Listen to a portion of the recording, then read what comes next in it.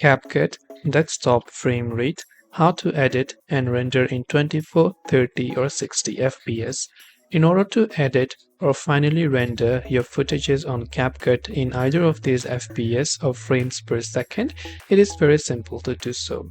It does not matter under which FPS you basically edit, as long as you have shot your video in that particular FPS, the rendering quality must also be set to that particular FPS to match it.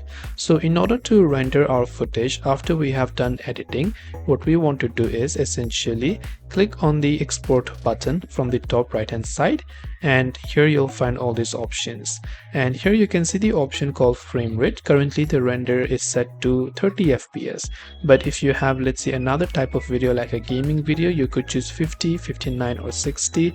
If you're trying to render a cinematic footage, you could choose 24 or 25 FPS, because those are best considered for cinematic footages. But for gameplay or animation videos, you can choose 60 FPS depending upon your choice. Once you have that, you can just click on the export button, and this way you can edit and render in multiple at different FPS on CapCut. Hope this video helped you out. If you have any questions, feel free to leave them down. Thank you for watching and see you in the next video.